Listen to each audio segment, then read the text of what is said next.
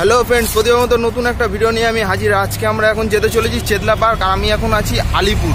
আর আলিপুর থেকে এই যে রাস্তাটা দেখছেন, এইখানটা দিয়ে কিন্তু আমি অটোগুলো ধরবো, আর এই অটো ধরে আমি এখন যাবো চেতলা পার্কে। আর চেতলা পার্কে শুনছি এখন পুষ্পর মেলা হচ্ছে, তারই সম্পূর্ণ ভিডিও আপনাদেরকে দেখাবো এই ভিডিওটির মাধ্যমে। তাই ভিডিওটা স্কিপ না করে সম্পূর্ণ ভিডিওটা দেখুন। আর আমাদের চ্যানেলে যদি নতুন হয়ে থাকেন, চ্যানেলটিকে লাইক শেয়ার সাবস্ক্রাইব করতে ভুলবেন না। আপনার একটা লাইক পরবর্তী ভিডিও বানাতে আমাকে অনেক বেশি মোটিভেট করে। চলুন দেখা হচ্ছে চেতলা পার্কের সামনে।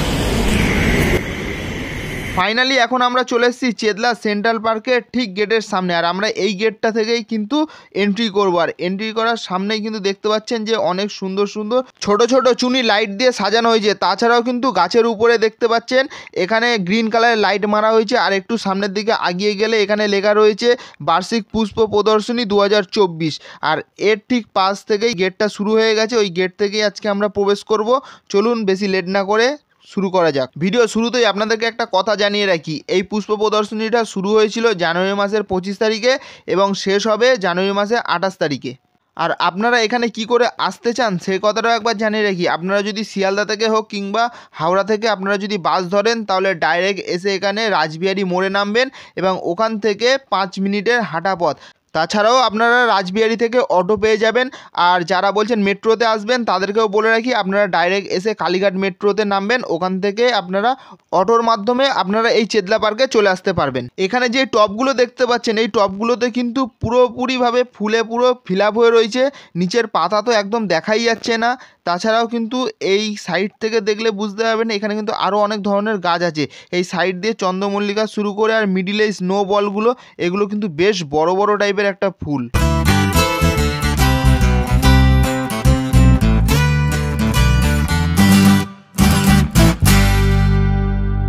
এখানে এই গাছটাকে দেখুন, একটা গাছে প্রচুর ফুল হয়ে রয়েছে আর দেখতে এটা একটা খুব সুন্দর লাগছে।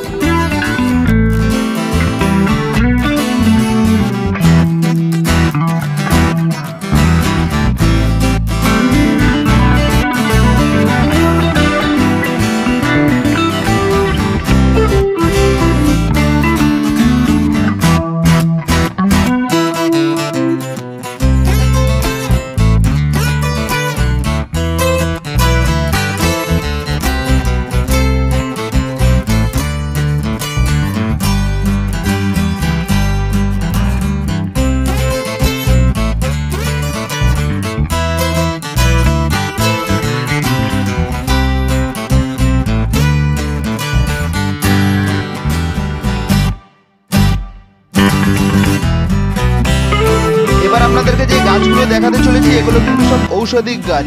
এই গাছটার কি কাজ হয় সেটা কিন্তু আমি ঠিক জানি না। আর এইটা দেখতে পাচ্ছেন, এটা হচ্ছে গাঁদাল পাতা, এটা তো আমরা সবাই জানি। আর এই যে গাছটা দেখতে পাচ্ছেন, এইটার নাম হচ্ছে কিন্তু অনন্তমূল এইটা। আর তার ঠিক নিচেই রয়েছে পিপুল গাছ। আর এইটা রয়েছে ঘৃতকুমারী, মানে যেটাকে আমরা বলি অ্যালোভেরা। তার ঠিক পাশে রয়েছে মিষ্টি তুলসী এবং তার এইটা যেটা দেখতে পাচ্ছেন, এটা হচ্ছে কিন্তু হাড় জোড়া। আর তার পাশ থেকেই কিন্তু রয়েছে পুরো সারি সারি দিয়ে গাঁদা ফুলের বিভিন্ন ধরনের ভ্যারাইটি।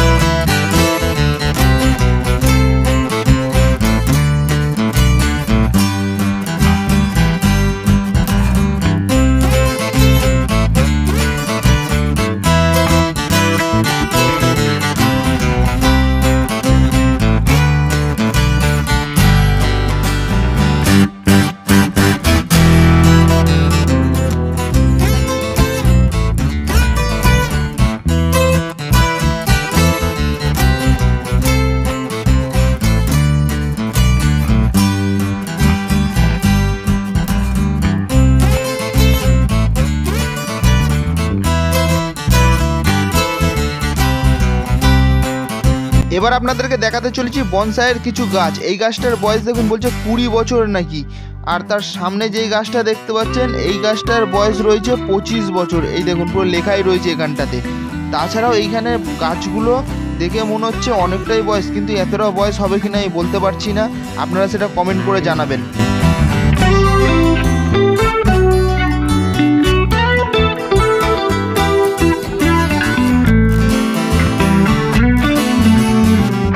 এবার যে বনসাইটা দেখাচ্ছি এই গাছটাতে একটাও পাতা নেই, কিন্তু এই গাছটার বয়স লেখা রয়েছে 26 বছর।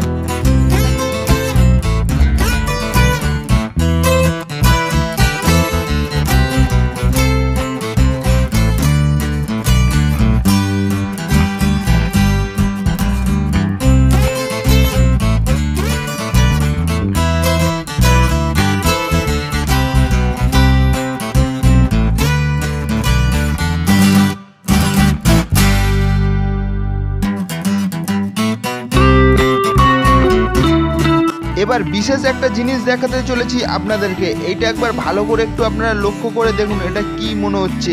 এটা কিন্তু আমাদের ইন্ডিয়ার ম্যাপ, আর এই ফুল দিয়ে ইন্ডিয়ার ম্যাপটাকে সাজিয়েছে, এটা কিন্তু দেখতে খুব সুন্দর লাগছে।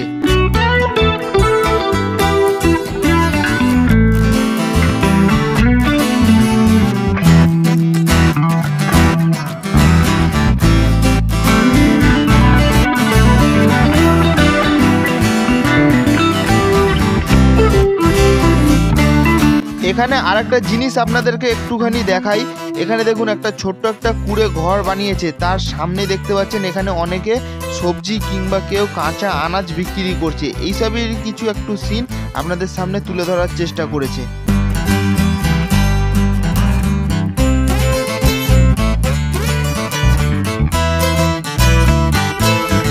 আর তার ঠিক পাশেই একটা জিনিস আপনাদেরকে একটু জুম করে দেখাই, একজন কৃষক দাঁড়িয়ে রয়েছে আর তার পাশে কিন্তু কত কষ্ট করে সে এই যে সবজিগুলো ফলিয়েছে তারই কিছু দৃশ্য এখানে তুলে ধরেছে।